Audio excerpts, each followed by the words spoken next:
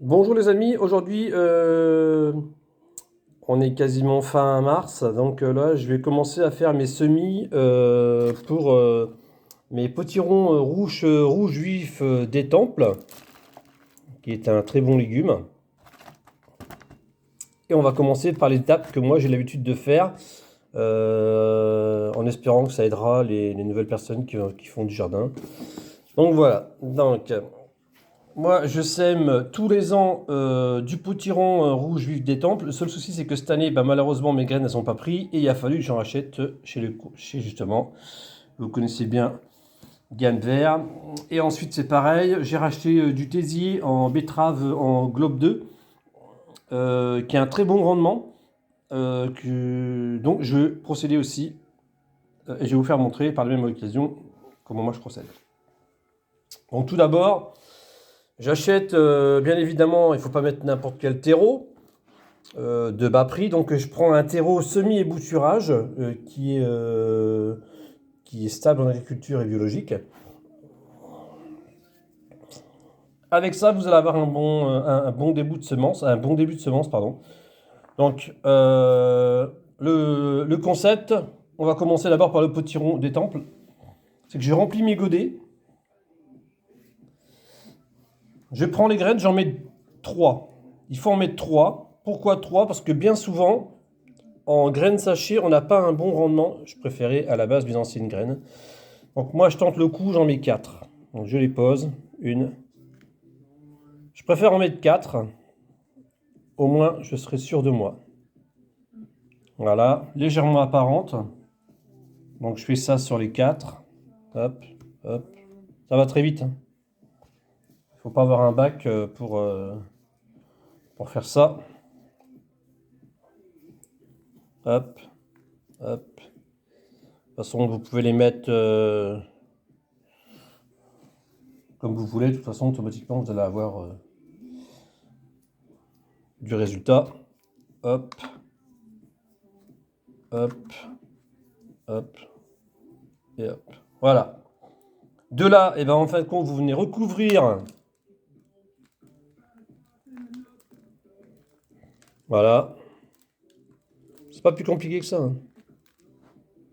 Tac. Et tac. Je tapote un peu. Et c'est tout. Je ne cherche pas à écraser entièrement ou à étouffer la graine. Voilà. Ça m'a pris 2 minutes 50 pour faire ça. Même moins. Ensuite, là, vous vous dirigez. Vous faites un arrosage abondant.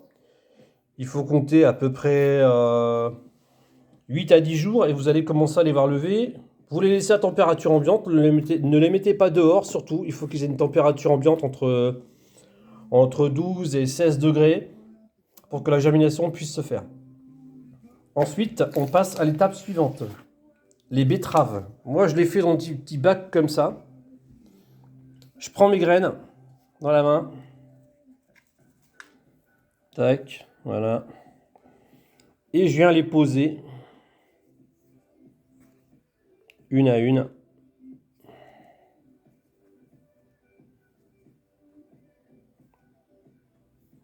Voilà.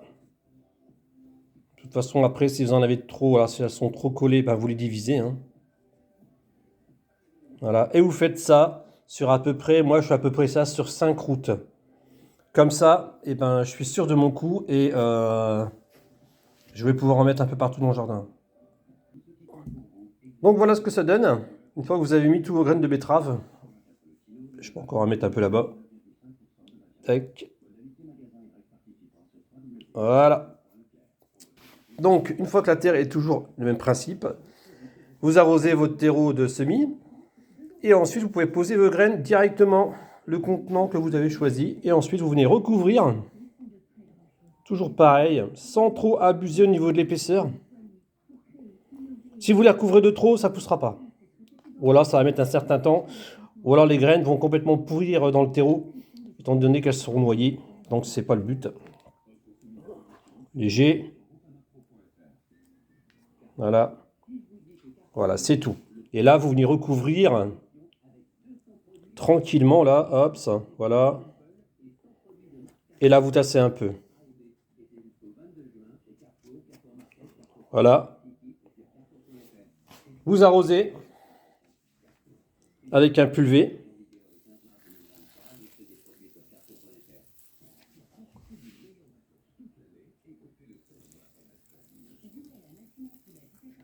Le même principe pour les potirons. Il faut bien arroser au départ, hein. C'est très important.